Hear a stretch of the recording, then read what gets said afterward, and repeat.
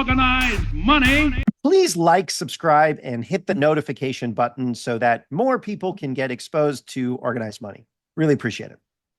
So one of the things in the current moment that is very weird is that the left and the right don't really make sense in the context of monopoly power. So one thing that really strikes me about particularly big tech is how, and I think people don't really remember this, in 2011, Steve Jobs died.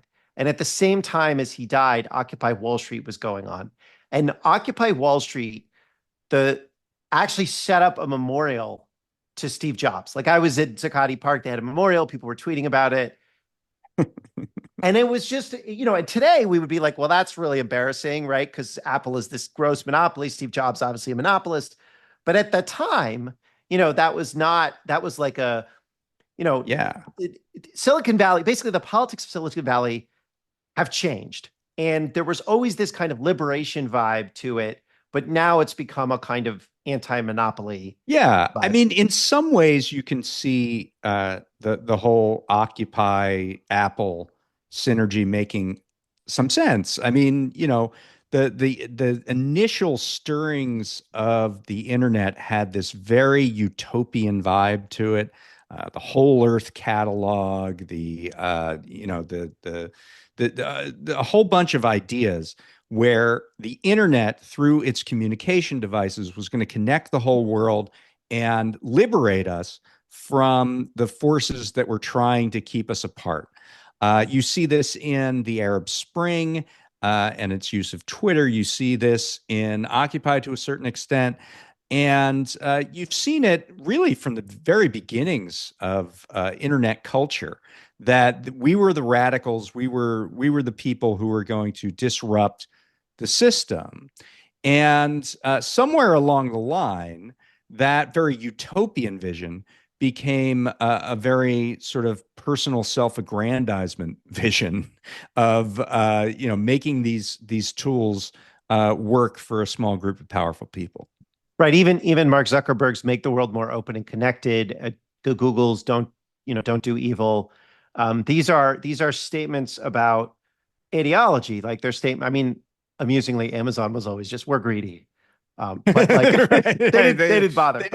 But they're almost refreshing. Yeah, in their it's refreshing. But there was this, there is this ideology to Silicon Valley, and we brought on somebody who could talk about it, who is a great thinker, writer, Cory Doctorow, who is a novelist, who is an activist with the Electronic Frontier Foundation, because the Electronic Frontier Foundation was this think tank and law firm and advocacy group that was arguing for digital liberation and the tensions that implies.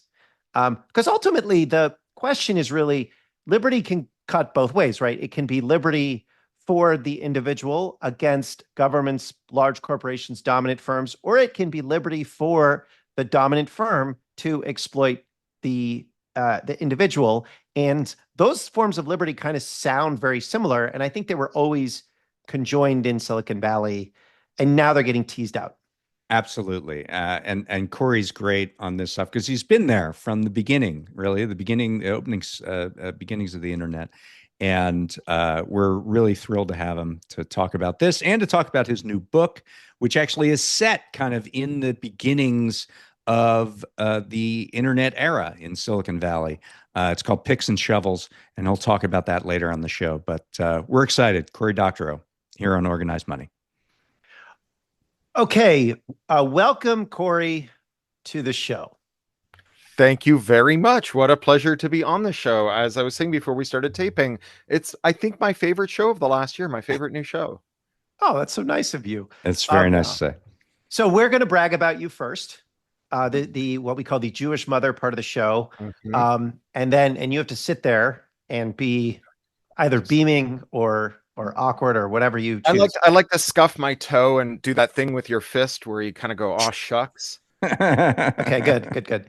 All right, so I have known, I guess I will call you a techno-futurist and activist and author, Cory Doctorow, for a few years, but I've been an admirer of him long before I knew him. So I think many people my generation. I read his blog, Boing Boing, which spanned the moment in the late 1990s to the 2000s when we stopped saying zine and started saying blog. He defined the phrase famous on the internet before we realized that just meant famous. He has written 32 books, 32. A lot of science fiction, techno thrillers. Also, he writes essays at his site, Pluralistic. His latest novel is Picks and Shovels. And he publishes books using a variety of copyright regimes and distribution outlets, and he regularly tangles with Amazon and its control over Kindles and audiobooks. It's a good introduction. I have a warm glow. I will also say I find him very annoying. I actually find you very annoying. I'll say it to your face. You write a lot, and it's all very good. And I'm a deeply resentful and petty little man. Cory is also, you've done a lot of powerful activism. That's the other thing is you're not just a writer. Your activism is, you think like a lawyer too, which is, I mean it as a compliment, but that, again, I'm a weird. It may not sound like it. I don't know. Right. But you're a key thinker behind the Electronic Frontier Foundation. You've orchestrated fights over problems like copyright, digital rights management, right to parent, so forth. Of late, you have become a kind of a must-read in the anti-monopoly movement. And I would characterize your politics as the right of all of us as society, as individuals, as communities to create art, technology, products, ideas, phrases, everything but more innovative jailing technology. You also coined the term Enshitification, which was the 2023 word of the year, which is chosen by the American Dialect Society. Okay, now I'm done. That's it. You've got. Thank you, Matt. You're better than me. You're better than Dave. You're better than everyone listening on this podcast. But Congratulations. I'm also riven by insecurity, so there is that. We're trying to fix that. So. I mean, maybe we'll start on the last thing and work our way backwards. In terms of enshitification, I'm sure you've described this on a million different podcasts and interviews, but I'm interested in the origins of it. Like, why? How did you get to the point where you felt like you needed to coin this, and what was the impulse? And also, what is it? Yeah, I can do both of those things. So I'll say that, I've been at the Electronic Frontier Foundation for 23 years, and that has been a near quarter century of trying to get people to care about things before it's too late to do something about them, where those things are very complicated and technical and abstract and hard to really feel urgent about until it's too late to do something about them.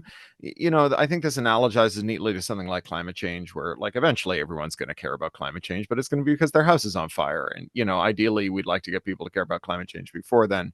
I feel the same way about tech policy. And so I have come up with any number of metaphors, critiques, funny words, different ways of talking about this stuff at different moments to try and get whatever audience we were trying to get engaged in this to care about it. And so like the long answer to where enshitification came from is it's just the latest, but it's stuck. I came up with the word while we were on vacation. We were staying in a cloud forest in a cabin in Puerto Rico, and we had microwave relay internet. And if you know anything about microwave relay internet, it's that it doesn't go through clouds. And I remind you, we were in a cloud forest, and so we had very bad internet. And before we made the long what is it? What's a cloud forest? It's like a rainforest but cloudy. It's like higher up. It's higher up. It's high altitude. Okay, so it's just full of clouds. Sorry. Yeah, and so it sounded way cooler than it actually is. Yeah, there's no Ewoks involved. It's not Endor or anything. So we like to look up restaurants in town before we made the very long drive. There were a couple of towns we could get to, and so we were trying to get on TripAdvisor, and literally all I could load was like 50 of the 200 tracking trackers, the privacy trackers.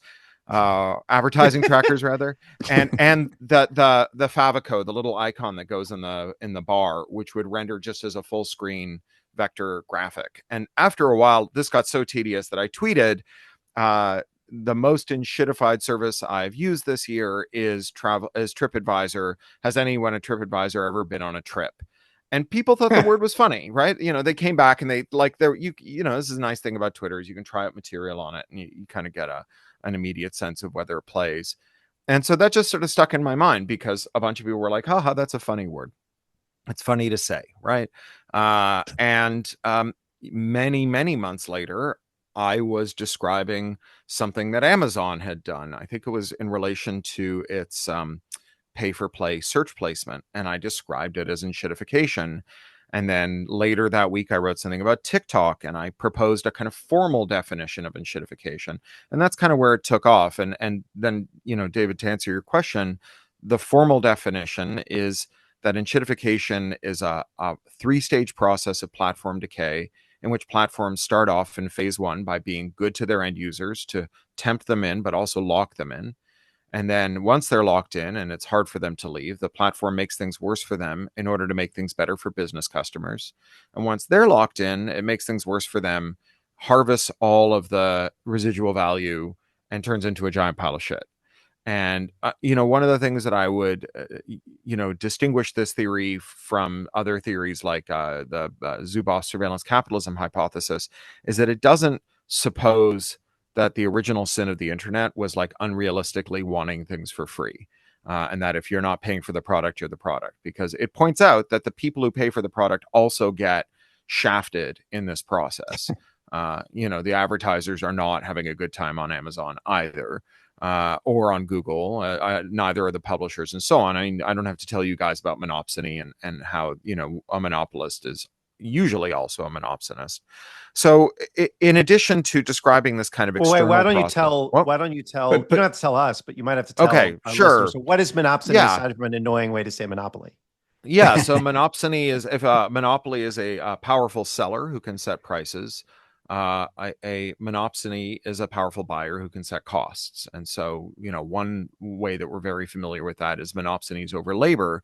So if you live in a company town, Tennessee Ernie Ford might write a song about the fact that there's only one employer in town and they get to tell you what you're going to make. And if you don't like it, you can dig a grave, climb inside and pull the dirt down on top of yourself. So there are a lot of labor monopsonies. If you're a writer, we have a pretty important supply monopsony in the form of Amazon, which is basically the most important buyer for our output. And one of the things about monopsony is that it's pretty easy to acquire. So, monopolies, we know, and when I say monopoly and monopsony, it isn't necessarily just one buyer and one seller. It's just that like oligopoly and oligopsony, they're just like too much to say. So monopoly, like there are ways people can enter the market. Anti-monopoly is full of really annoying ways to say really simple things. That's right. Yeah. Powerful buyers, powerful sellers. So in monopoly, you have this powerful seller, but oftentimes there's ways that other sellers can kind of creep in and offer substitute goods. So, my favorite example of this is like people who smuggle in food to theme parks and like sell it to other people, like that's which I have in fact witnessed when we were in China and visiting a bunch of theme parks. It's like an actual problem. So, or depending on your perspective, a solution. Monopsonies but monopolies are relatively hard to maintain because there are lots of ways that sellers can creep in around the edges and get at your customers.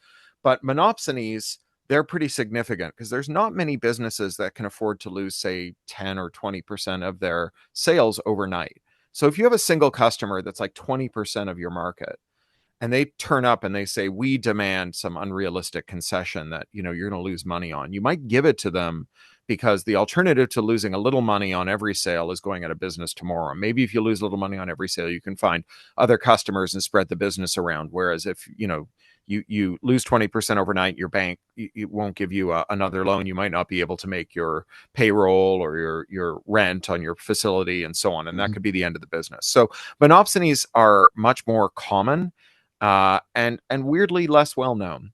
So this is a theory about both monopoly and monopsony. And there's a whole other dimension to it that maybe we can get into if you want to, about how it works, like how it is that this is all happening right now and why this is distinct to digital platforms. There are other platforms that have gotten worse, but digital platforms have unique characteristics. I do want to ask about that because what I find so interesting about the enshitification life cycle is that it really does have this parallel to life cycles throughout, non-digital spaces. I mean, as long as a monopoly gathers a large dominant portion of a market, they no longer have to worry about product quality, or at least that doesn't seem like what they're worried about. And it's kind of a what are you going to do about it kind of situation, where they simply don't have to contend with the fear that someone's going to build a better mousetrap. And so maybe you could talk about the particulars of how this works in platform monopolies. But I do think it's a way to think about monopoly more broadly. Yeah, I'll try and square that circle.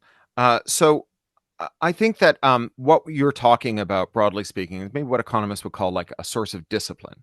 So, if you're trying to imagine like a kind of model firm that is maximizing its profits, given its druthers, that firm would charge infinity dollars, and it would make a product that costs nothing. It would give you nothing, right? And so obviously, like, we're not going to shop at that firm. People won't show up and make things for zero wages, right? All of those things. So there are these forces of discipline, and those are mostly market discipline that we just talked about, the fact that we won't choose to buy things. So there's these forms of market discipline. There's also state discipline, right? If you make things that kill people, you might pay fines that exceed the expected profits from hurting people. And those are maybe right. Well, no, but this is the point, right? The thing about monopoly is that it often is accompanied by regulatory capture, which relieves you of that state discipline. That's what it is to capture your regulator. And one way of thinking about it is to say that the regulator no longer punishes you for hurting people, and so you don't have to worry about coming under either market discipline once you've cornered a market, nor state discipline.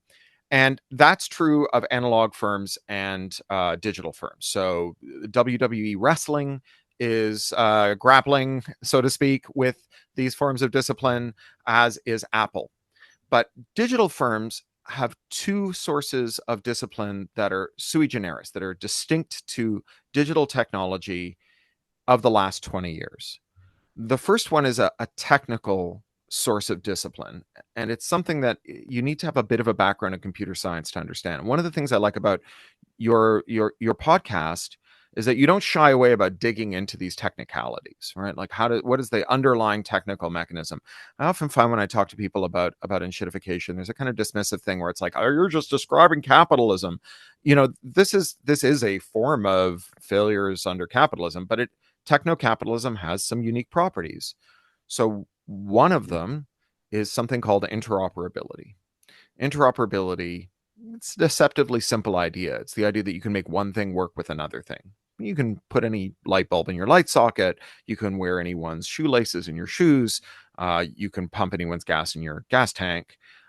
With digital technology, you get a lot more opportunities to do interoperability without a lot of cooperation. Like if you want to make a light bulb that works in a light socket, then everyone who makes light sockets and everyone who makes light bulbs has to agree on like wattage and amperage. They have to agree on like the threading characteristics of the socket and so on. But if you want to make an ad blocker that works with a web browser, you don't have to agree with anyone else, right? You can just you have this open platform and you can just modify it after the fact. And all of the things being equal, you can always write a program that undoes what some other program is trying to do. And so if Apple has a program that says you can't run an app unless you bought it from the App Store, you could write another program that says, fuck that, right? It's my phone. I get to use whoever's programs I want on my phone. That's what it means for it to be mine. And so that interoperability represents a very important source of discipline that I think is underappreciated by non-technical people, because once someone severs the relationship with the firm that sold them something, they often don't go back. If you can imagine, like, we're having a meeting to discuss the ads on our website, we're having like a product planning meeting. Person running the meeting might say, I've been thinking about this hard. We've done some research, and we think if we make the ads like 20% more invasive and obnoxious, our ad revenue will go up by about 2%. And, that's our KPI. That's our key performance indicator. We all get a big bonus if we can hit that number. So let's do it. And someone who's sitting around the table who doesn't care about like users' well-being or sanity still might put their hand up and say, like, I love how you think, Elon, but has it occurred to you that if you make the ads 20% more invasive and obnoxious, 40% of our users are going to install an ad blocker? And when they do, the revenue from those users falls to zero forever because no user ever uninstalled their ad blocker. Right. And so you have this, like, once you've figured out how to put third-party ink in your printer, you're never going to go and get first-party ink for your printer again, right? It works. It's half the price. Why would you do it? Once you figure out that the mechanic on the corner can fix your car more cheaply than the dealer. So that is a source of discipline. It makes companies that might otherwise want to do things that are adverse to your interest to benefit themselves, check themselves and behave themselves better. So that's a third source of technological discipline. And one of the things that we've seen over the last 20 years with the rise of the internet is a rise of IP laws that make that kind of interoperability illegal. And I'll give you just one example of that. There's a law that Bill Clinton signed in 1998 called the Digital Millennium Copyright Act.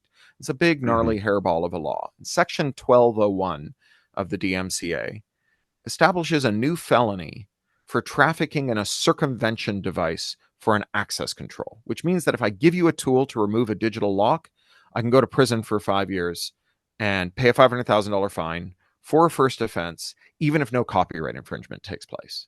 So, Matt, you mentioned that I tangle with Amazon about audiobooks and ebooks and so on. This is the origin of my tangle here, because Amazon insists that anyone who sells an audiobook on their Audible platform, which in the genre that I write in science fiction is 90% of the market, that we have to consent to having our work wrapped up in what they call digital rights management, a wrapper that satisfies this legal requirement to make it a crime to remove it. Which means that every time I sell you an audiobook on Audible, say they're $25 each, that's $25 you would have to forfeit if I left Amazon and convinced you to come with me to another platform, because you can't legally avail yourself of a tool to convert those files to another format. And if I provide you with the tool, even though it's my copyrighted work that the tool is acting on, I commit a felony, right? So this is a copyright for intermediaries that is more salient and has higher priority than the copyright that goes to creative workers. And so this is a really significant change in our disciplinary environment.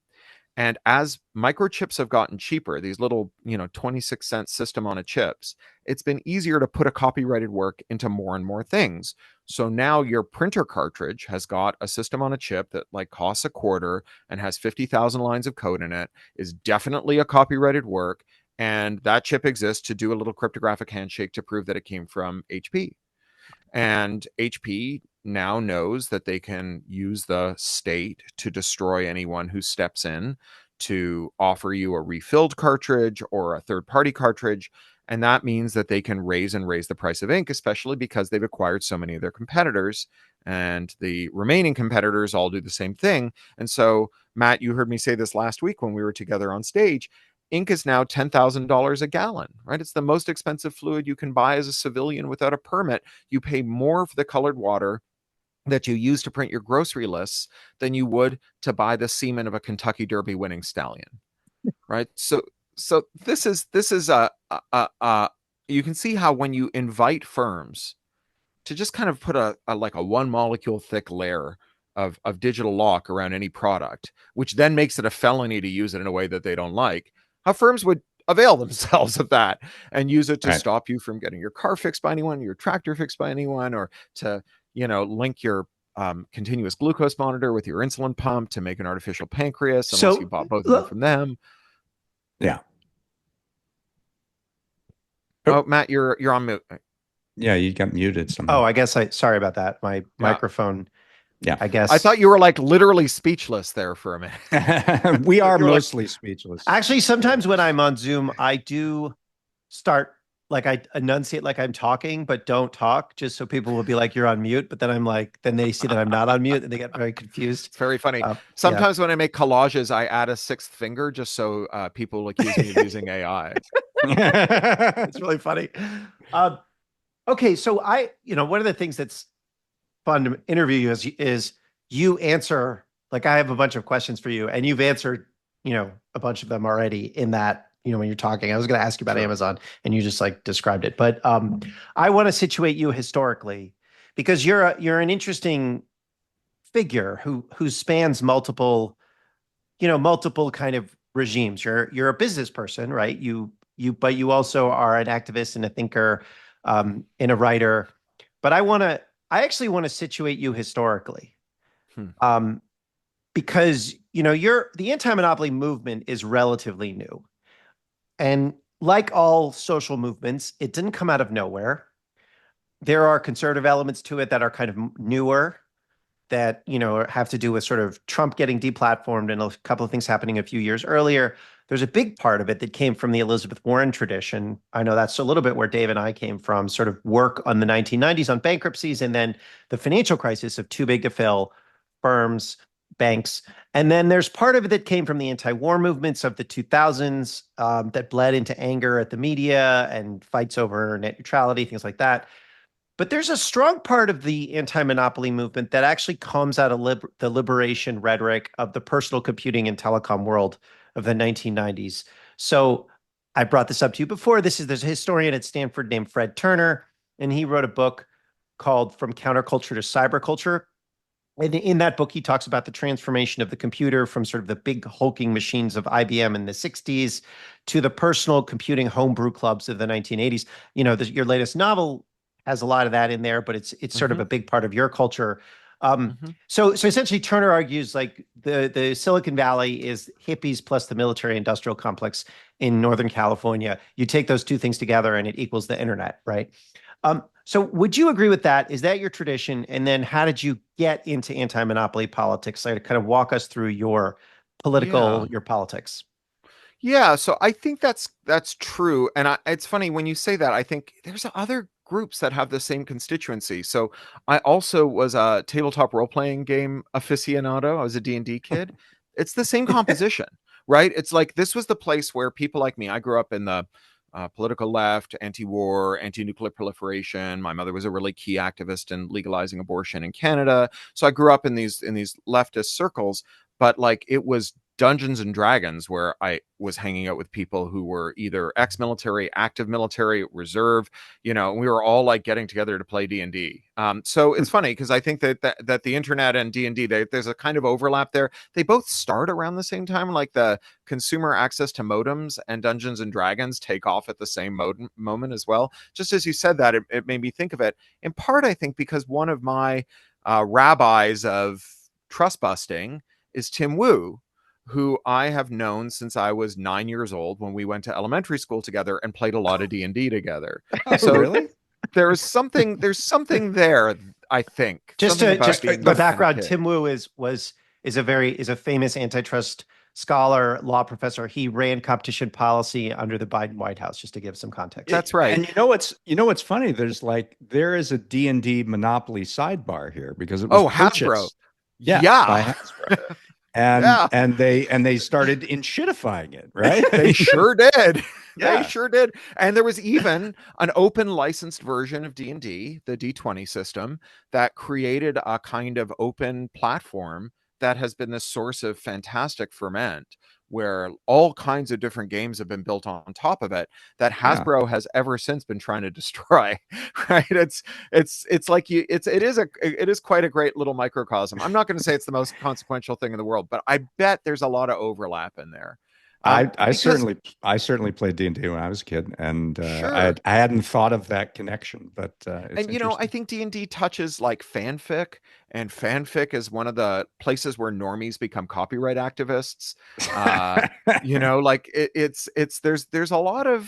there's a lot of stuff going on there, I think. I never played D&D. You'd like I don't buy that at all. I didn't do it. It's kind of super weird. fun. I wish I did more of it. I haven't done it in years. My goddaughter has a small business dungeon mastering over Zoom, and she's offered me a game. And so I owe her an email to set that up. But so how did I get into this? Well, I got involved with the Electronic Frontier Foundation by starting a peer-to-peer software company during the dot-com bubble, and then having our investors flip out when Napster named the VCs limited partners as parties to, or rather, when the record labels named Napster's limited partners as parties to the lawsuit against Napster.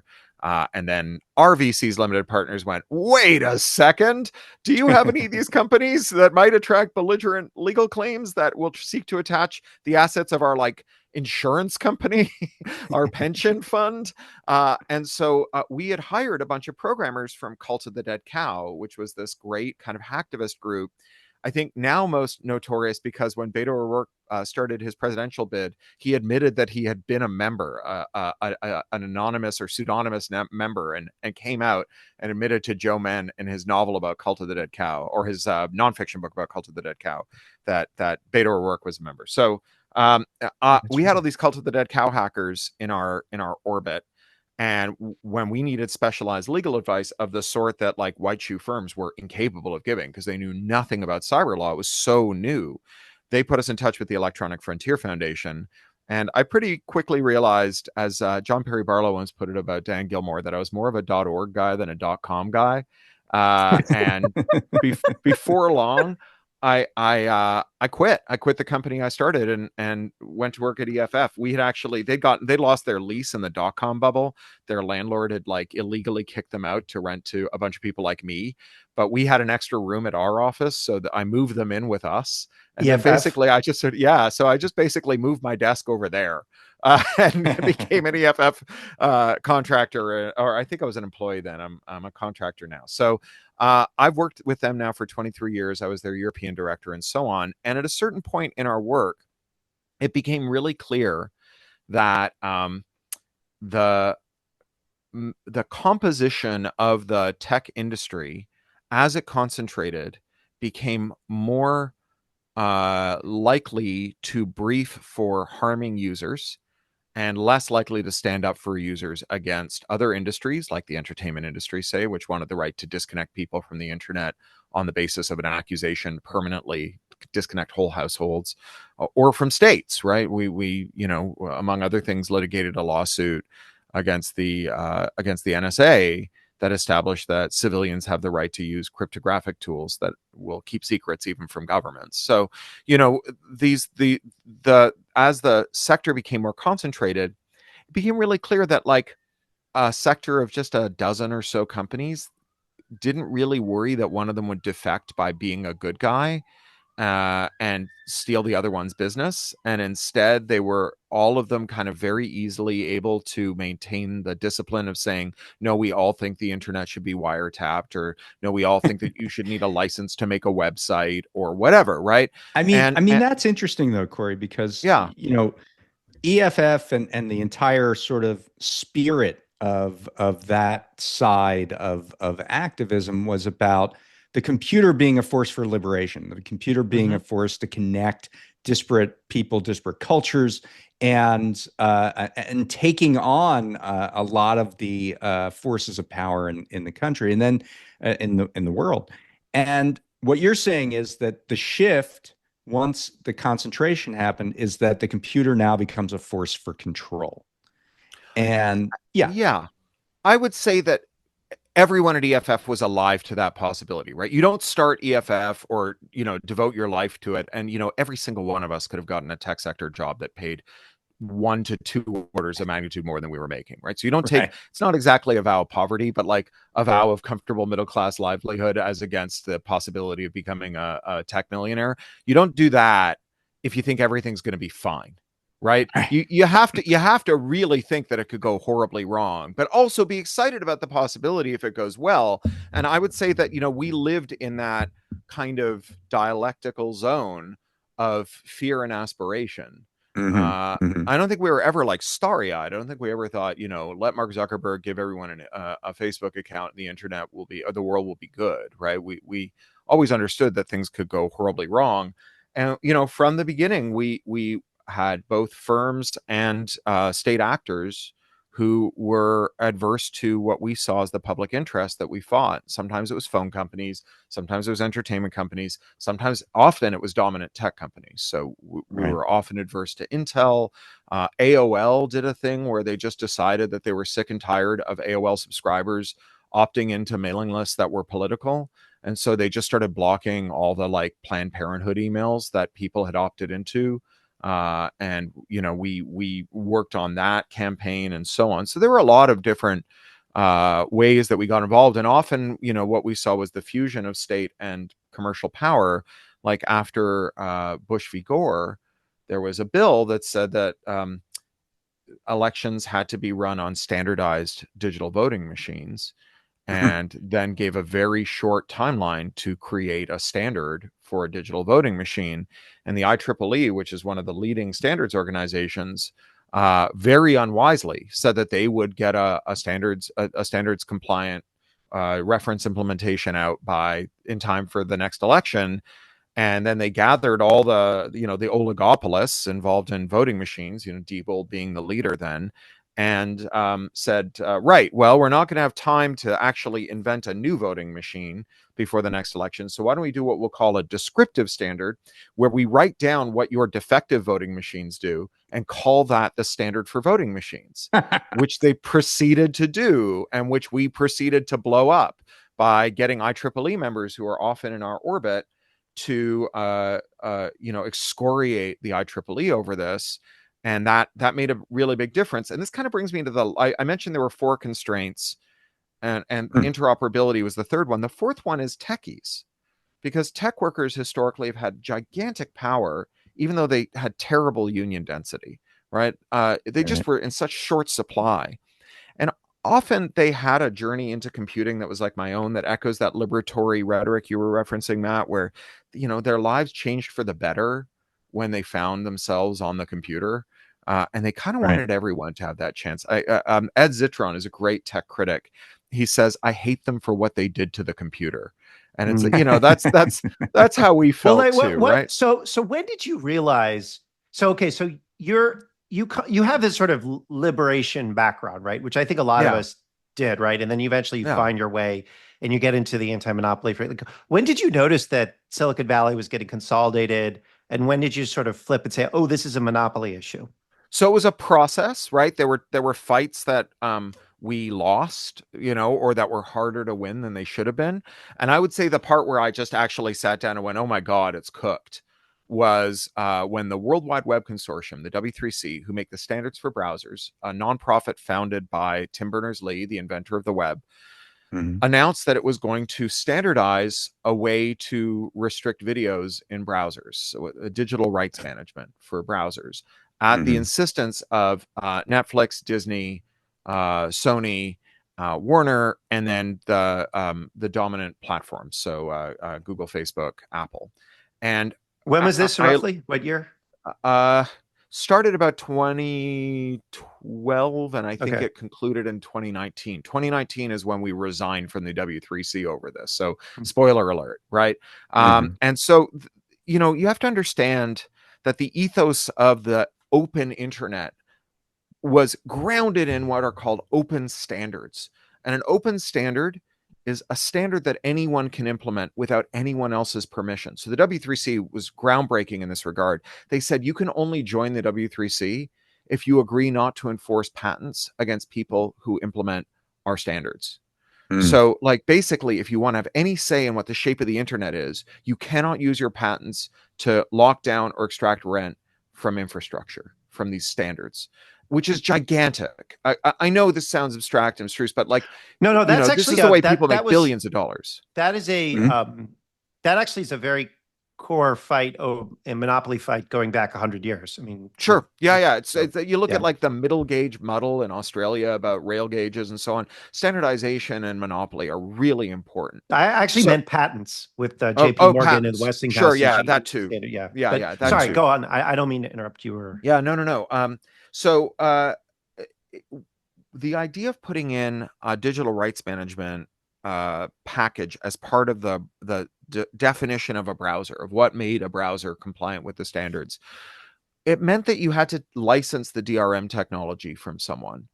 So you could no longer make a browser unless you license DRM technology. And there's sort of 1.5 of these DRMs. The big one is Widevine, which is owned by Google. So basically what they were saying is you can only make a browser if Google lets you. And this was just catastrophic. And not only that, but the the law that I referenced before, Section 12.1 of the DMCA, which criminalizes bypassing an access control. Well, this digital rights management for video, it's an access control. And so it means that if you want to investigate a browser implementation to figure out whether or not there are any bugs in it that might expose the user to risk, right? That might allow someone to, remotely operate your camera or steal your passwords or, invade your privacy and get your email or, run a botnet off your computer, whatever. If you want to investigate that, the act of removing the encryption wrapper so you can look inside the code and see how it works becomes a felony.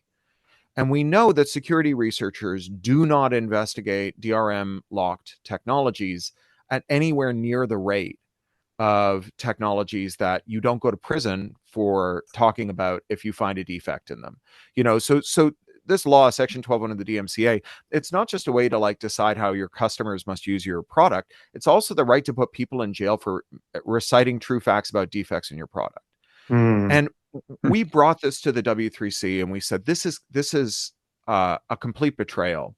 And they said, well, our members require it of us, and it's but it's 7 of your members. You have 700 members, but then, they're funded on a sliding scale. And if you're a blue chip, you're paying, I can't remember how much, call it $1 million a year. And we at FF, we're paying $3,000 a year. And they got to pay the salaries, right? And it used to be when the web started, there were hundreds of equally sized companies in the W3C. And it wasn't that none of them were interested in embedding some parochial advantage into standards, but they just you couldn't solve the collective action problem of getting a kind of conspiracy together big enough to win a vote to do this thing.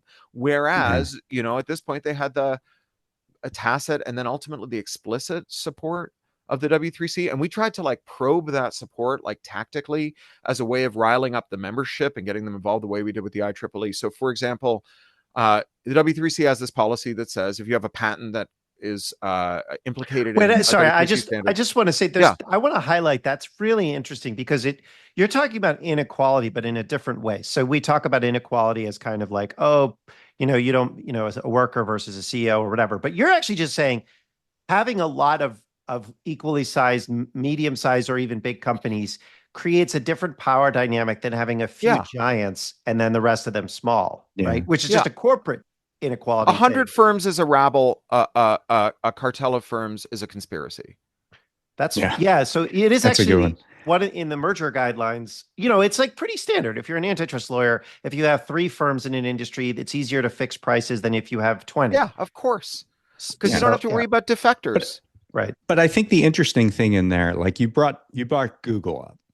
Mm-hmm. And Google, in many ways, was the firm that instilled some sort of order on the chaos that was the internet. We're going to be your curator. We're going to index it. We're going to get you the information you need.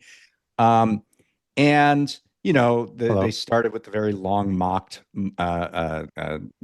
quotation of "Don't be evil." Don't be evil. And gradually that changed to where they were one of these big firms that were throwing their weight around on the internet. How did you perceive them becoming a bigger problem in this, in that it wasn't just about instilling order on the internet, but instilling their particular desires?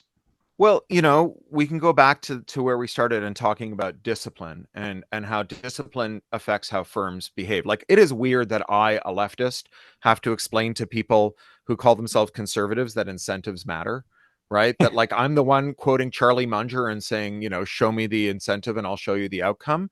But, Google, when the markets were competitive, right? When they hadn't been cooked, Googlers who I knew to be honest brokers, right? Who I was personally acquainted with, who were friends of mine, who I'd known before they went to Google maybe, or I'd known for a long time at Google. Googlers who had their users back won the argument. And one of the reasons they won the argument, it wasn't because Larry and Sergey were nice, right? It was because, although, they sometimes did things where they cared about their users too, but it was because you could show that if you did the bad thing, you would lose market share. It came with a price. So I'm sure you two read the part of the DOJ case against Google about Prabhakar Raghavan and Les Gomes, the guy who ran search and the guy who ran revenue, Right. and how at a certain point their growth was tapped out because everyone who was ever going to search already had a Google account, and that's where they were searching, and everything they were ever going to search for, they were already searching for on Google. And so there was just like nowhere for them to grow. And so the guy in charge of revenue, this guy, Prabhakar Raghavan, he was an engineer, but like he came out of McKinsey, and his previous job had been like overseeing Yahoo search in the time when it went from 90% to 0%, who is now in charge of Google ad revenue. He shows up, and you can read the memos that describe this. He shows up and he says, we're going to make search worse. Because if you make search worse, then you're going to have to search more than once to get your result. So they're going to do things like curtail what's called query stemming, which is like if you search for trousers, it does a sort of shadow search also for pants, right? So it's got like a little thesaurus to try and like get you your result faster. They dialed down the spell checker. So if you made a typo or a spelling error, your search results would be worse. You'd have to like look up the spelling, like just stuff that just made you like, just, do you remember when news sites started breaking up their articles into like 7 pages so that they could show you 7 Right. loads of ads? Right. It was that, right? It was that, but for search, it was just like, you have to type in your search query, 7 variations on your search query before you find what you're looking for, which means they get 7 shots at showing you ads. And that makes them a lot of money. Right. And so, I as the Googlers inside, who I knew to be honest brokers, lost the argument in the same way that at the W3C we were losing the argument, right? Right. The W3C vote on this DRM standard, which is called encrypted media extensions, was the most contentious vote in W3C history. It's the only time the director, Tim Berners-Lee, actually had to intervene to override a vote and just carry something forward over the objections of the members, because as a body, the members objected to it. But when you added up the dollars those members represented, it wasn't enough. And so, once you're like, going back to monopsony, once you're dependent on one customer for 10 or 20% of your revenue, right? If you've got 150 employees and Google is responsible for paying 10 of their wages, or 15 of their wages, you've got to fire 15 people if Google pulls out. Yeah. So, and it seems to me, though, that you have a particular view into this because you happen to be a writer, and that you were using the distribution tools of the internet to sell bundles of paper, like physical objects. And because of that, you were up against a different company, Amazon's way of doing business. And in a way that other techies might not have understood that, because they weren't trying to sell bundles of paper. So do you think that informed some of the ways in which, I'm seeing things in just trying to sell my books that aren't available to some of these other people who, aren't trying to do that? Well, sort of. I would say that, Amazon, there's a bit in, I think it's your book, David, in Monopolized, where you tell the story of the medical industry that starts with like pharma monopolization that raises prices, that results in hospital monopolization to resist pricing power, but then they put the screws to the insurers and so on. Concentration creep is what you're talking about. You get big on one side of the transaction, you have to get big on the other side. That's right. And when I was a baby writer, there were 30 major trade publishers in New York, and there were 300 mass market distributors in the country. Right. So mass market is books sold outside of bookstores. This is where science fiction is mostly sold, or was, right, in grocery stores, pharmacies, and so on. Today, there is one trade distributor in the country, or mass market distributor, rather, in the country, and there are 5 major publishers. And I watched that happen. I watched the number of chain bookstores go from like 2 really big ones and 3 reasonably sized ones to 1. Right. I watched the number of publishers collapse. I watched the number of distributors collapse. I watched the agencies consolidate.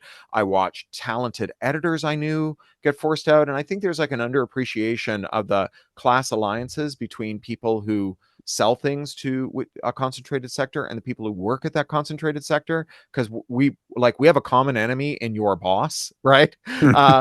And so I watched all of that stuff happen, and I'd been a bookseller and I'd been a library worker, and I could see all this stuff going on, and part of that was Amazon. But Amazon was just like the end point of a long process that I think you can analogize to what happens in newspapers, where you had private equity roll-ups and they looted the newspapers, sold their physical plant, fired their local sales forces, consolidated ad sales in central offices, got rid of their foreign correspondents, and so on. And then Craigslist came along.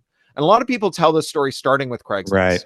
Right. And it's like, well, newspapers figured out how to like cope with like the telegraph, the radio, the telephone, TV, cable, satellite. What was different between newspapers before then and the internet? Well, maybe the internet was like more disruptive, but it didn't help that they didn't have any money in the bank when it happened, because it had all been sucked up for special dividends. Yeah. So, okay. There's a pretty grim, like, so far we've had kind of a grim discussion of things that are wrong, right? You're also I think an optimist. I'm an optimist. Dave, Come on. I guess I'll fine, whatever. Not an optimist, but just like all of us recognize, there are always opportunities, there are always threats. That's kind of how it is. How do we stop enshitification? Are there examples where that's happened? Like, give us some hope. Yeah. So as I say, there were 4 sources of discipline for the tech sector: competition, regulation, interoperability, and an empowered workforce. And those all went away more or less because we decided to let monopolies in the door, right? And so that gets rid of competition, which leads to regulatory capture. Regulatory capture involves the passing of these draconian IP laws, and then eventually you see the back of the tech worker sector being broken, 250,000 layoffs in a couple of years, and that's just kind of the all the tech worker power goes away. And so if you want to reverse that process, you reestablish those constraints, because I don't think it was our imagination that like Google was good and Facebook was fun to use and the web was nice and Twitter was a lot of fun, right? It's not like we were mistaken about that. It was that the same people in many cases who were running those firms then and are running them now, in the absence of discipline, were able to go off and do bad things. So we need to restore discipline. And one of the areas where I think we have a unique opportunity to restore discipline right now is in interoperability. So every government in the world, to a first approximation, has enacted a law that looks a lot like Section 12.1 of the DMCA, which criminalizes bypassing an access control. And the reason they did that is because the US Trade Representative said, if you want tariff-free access to American markets, you need a law like that. And while other firms in other countries make some peripheral use of these kinds of digital locks in their rent seeking, the major beneficiary of this is American firms. And now that tariff-free access is off the table for America's trading partners, there's not really any reason to keep this law on the books, right? It's an attractive nuisance at best, and at worst, it's a way of like allowing American firms to pick the pockets of people who live in your country while you get nothing in return. There's no reason why a Canadian company couldn't go into business writing a little software package that modifies your printer to take anyone's ink and selling that to ink refillers, right? Like, so as we used to say, a B2B play, where all the people who are refilling printer cartridges on a folding table in the back of your dry cleaner would buy a monthly license to this software that came with a phone number you could call for support, and Canada could have the relationship to printer ink that Finland had to mobile phones, right? We could just like take the margins of HP to zero by establishing competition, and it'd be a great piece of domestic policy. You could do this for all of these firms, right? You could have third-party app stores for the Xbox, for the iPhone, for Android, along with all the support and kind of guff that goes along with that makes it useful for normies. And Cory, you've talked about doing this in one sense regarding Tesla. I wonder if I was going to get to that. Yeah. Bring that up. Yeah. So Tesla's an interesting case because we know they've got this crazy PDE ratio, right? Now it's starting to go away. We're taping this on March 11th. Right. Yeah. Right. They might be down 20% by the time this comes out. That's right. But in part, those very high PDE ratios, which you see across the board, you see them in lots of tech firms, not as high as Tesla's, but you see them in lots of tech firms. It reflects a bet on recurring revenue and growth as a source of, or recurring revenue as a source of growth. right? And so Tesla very famously doesn't sell you the upgrades. It either leases them to you or rents them to you. So you either pay once for it, but then when your car changes hands, they delete all the software upgrades that you paid thousands of dollars for, or you pay every month. And if you stop paying, you lose access to it. There's no reason that like mechanics in Mexico couldn't be offering service where you show up, they jailbreak your Tesla, you get all the downloadable services for one price, right? Really kick Elon Musk in the dongle. And, this is like a way to resolve the tariff fight that is I started this whole conversation by saying tech is different, right? This is one of the ways in which tech is different, that it creates new moves, right? So we have this new move we can do that we couldn't do in previous tariff wars, and it's one that makes everything cheaper for the country that is on the other side of the tariff. This So is like if the Canada, tech. This is like the tech version of the Prime Minister of Ontario saying he's going to cut off electricity to Wisconsin and Michigan. Maybe it's although because I'm you're at both pains Canadian. to say that Doug Ford is not the Prime Minister of anything. He's the Premier. Thank God Doug Ford is not the Prime Minister. He will never be Prime Minister of anything. Thank God. What a terrible man he is. As an American, we don't have an expression, but I just want to not care about that. Fair. Just to be insulting to Canadian listeners. But the point is that what you're saying is that these other countries have the means to play hardball, and they have the means in the very tech infrastructure. Yeah, but it's even better than cutting off electricity, because cutting off electricity to the U.S. lowers revenues to Ontario Hydro, which is the utility, right? If Canada, like, instead of imposing a 25% tariff on American goods as they come across the border, which just makes them more expensive for Canadians, it's like punching yourself in the face so hard that you hope Americans say ow, right?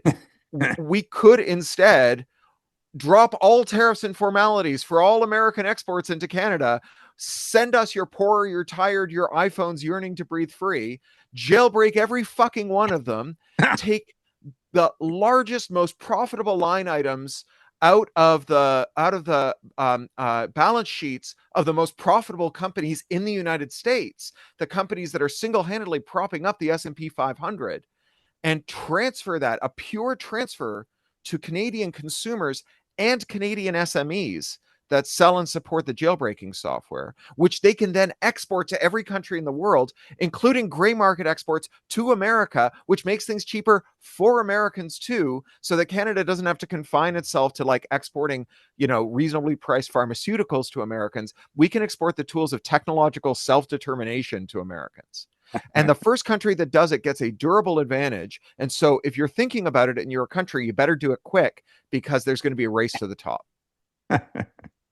So, okay, let me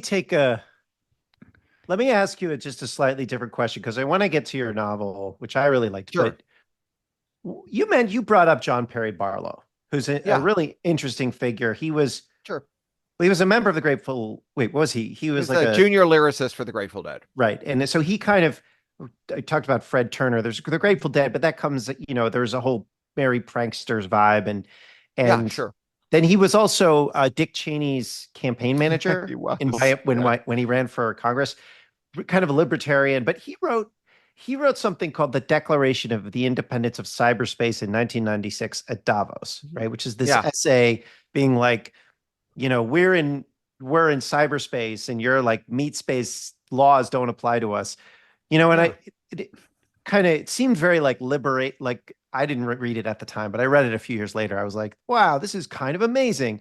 And then I read it and I'm like, well, that doesn't, I mean, you think it aged like milk, huh? Yeah. Well, what do you think? I just wanted to ask you, because this is your, okay. Well, I'll tell you, first of all, as a writer, hats off to Barlow. That is a remarkable piece of writing.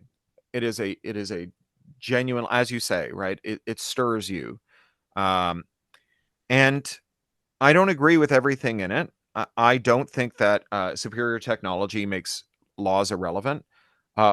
Would that they did, right? There are lots of things where I would like to make technology make laws irrelevant. And there are instances where technology does, to a certain extent, obviate certain laws. So, for example, working encryption is amazing.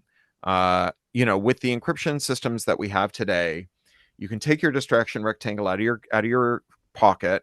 You can aim the camera at something, press the shutter button, and in less time than it takes for your finger to release off the button, that image has been captured and scrambled so thoroughly that if every hydrogen atom in the universe was a computer and it did nothing until the end of the universe but try and guess what the key was to descramble it, you would run out of universe before you ran out of keys. And so countries can pass laws saying it's against the law to have a secret that the Secret Service can't look at. But as a practical matter, there's no way to do that unless you're prepared to say, we are also not going to have computers that can keep secrets from the mafia or from foreign spies or from corporate espionage or from griefers or whatever. And so this, like, again, like this changes the landscape, right? Like this is something new under the sun, right? The ability to have a secret that can't be known except by the consent of the parties involved.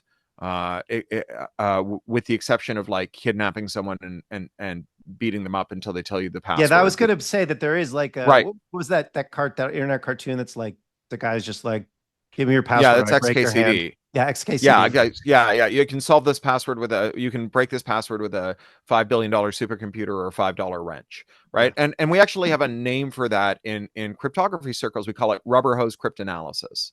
Right? You tie someone to a chair and you hit them with a rubber hose until they tell you your password.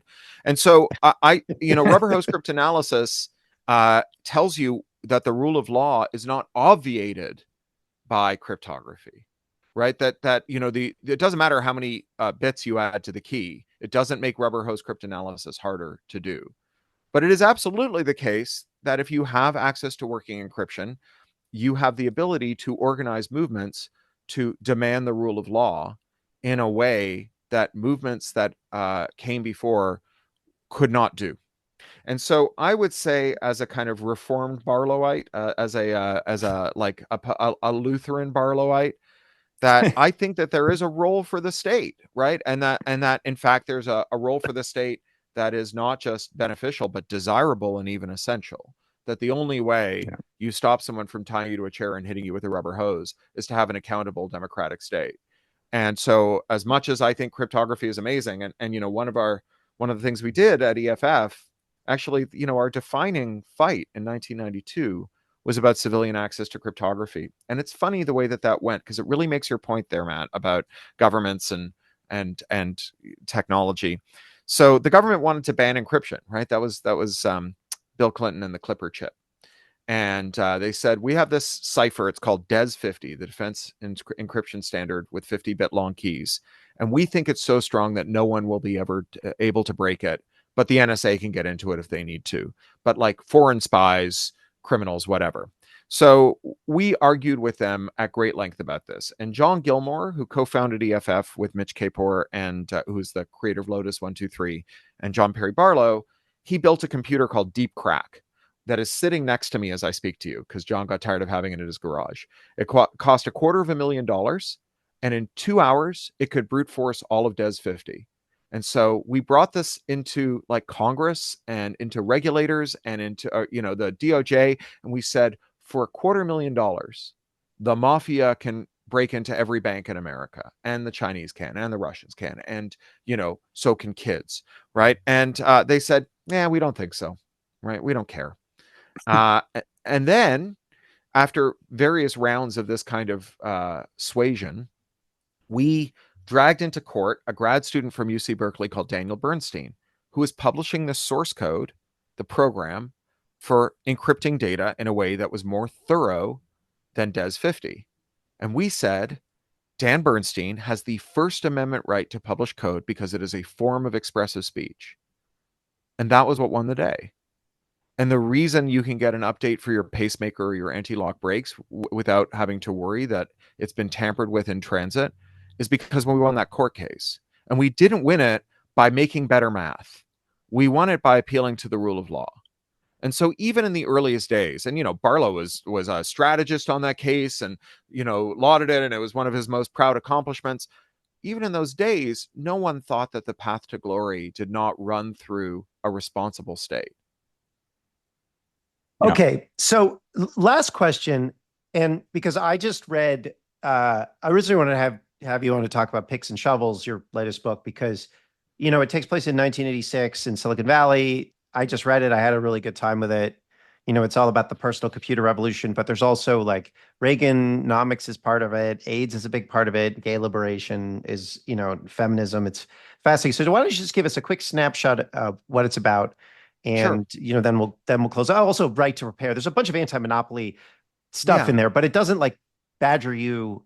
It doesn't, Yeah. it's not annoying, right? It's a fun It's book. a cracking, I like it's it. a cracking adventure story. Yes. A historic techno thriller. Right. So this is a novel starring my recurring character Martin Hench, who's a forensic accountant who's spends 40 years in Silicon Valley unwinding tech scams, and they're meant to be read in any order. This one is his first adventure.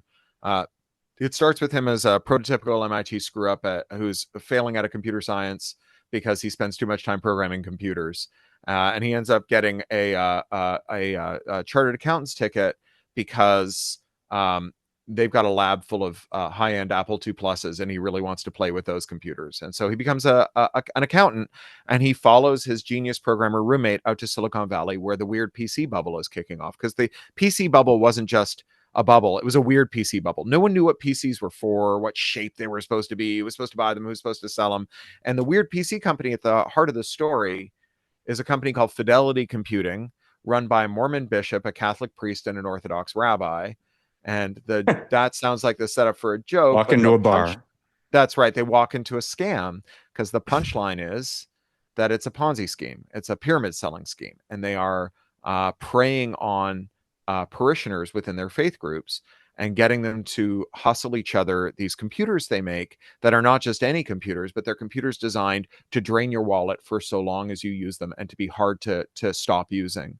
So all your data is locked up in proprietary formats, but even things like the printers have been resprocketed, so the fanfold paper has to come from them because they're just slightly wider. The little holes are slightly wider, and they charge you a 500% markup. Same with the floppy disks. And there's another company that is a rival firm that was founded by three women who were sales managers at Fidelity Computing. One's a nun who's left her order because she got involved in liberation theology.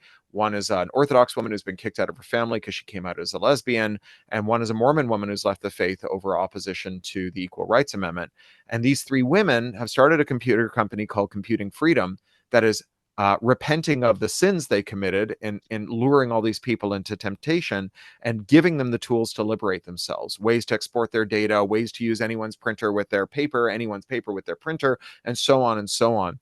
And Marty Hench gets involved with them and quickly realizes that he's working for the good guys now, but that the kind of monsters who would prey on or exploit their relationship as faith leaders to steal millions of dollars from their parishioners are not above spectacular acts of violence to maintain their scams. And so what starts as a commercial war becomes a shooting war. And as you say, Matt, it's against this backdrop of this moment where, people are leaving Massachusetts to go to San Francisco because Boston's got non-compete laws and California doesn't. So if you work for a bad startup in Boston, you can't work in the industry for 3 years, but if you go out to California, you can. They're doing predatory pricing. They're doing all kinds of stuff that today we recognize as being, the sources of so much mischief, but then we're quite novel. Great. Okay. Cory Doctorow, thank you so much for being on Organized Money. I learned so much. We really appreciate it. Well, I learn so much every week when I listen to you guys. It's such a great show. Organized Money. One of the things that I think is interesting about where you and I come at it is that I was always, interested, but adjacent to that Silicon Valley stuff. I was never in Silicon Valley. I was always kind of interested in computers. I wasn't into the funny thing is, I was in San Francisco for .com One. I was working at a television station that covered technology, and I would leave my office every day, and there'd be a Ferris wheel because somebody was doing a launch party. So, there was just a Ferris wheel in the middle of the street every other day because some other, pets.com company was doing a launch party. And it was just weird. And I saw that entirely crumble, and it ruined the television network I was working for.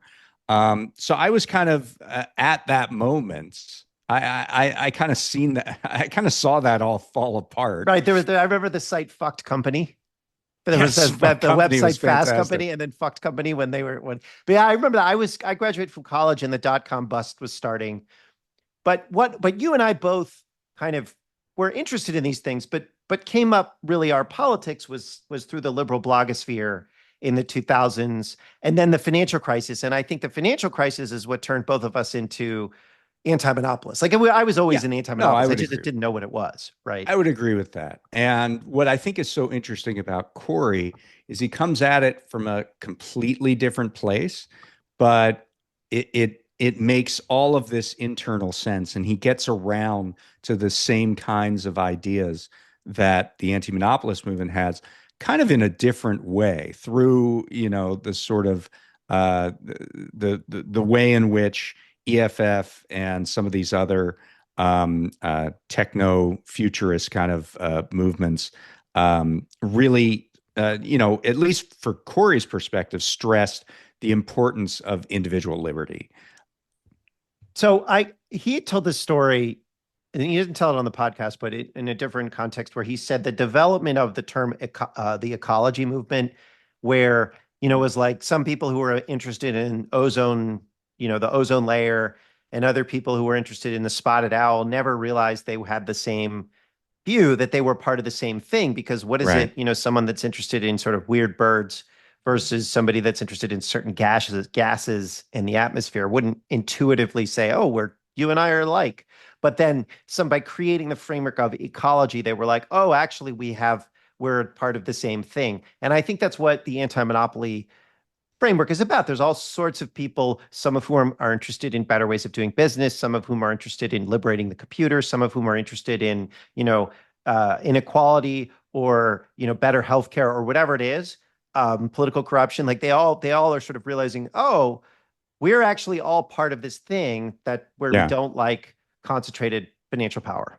Yeah. And we kind of found each other wherever we came from. It was a great interview. I really, really appreciated having him on.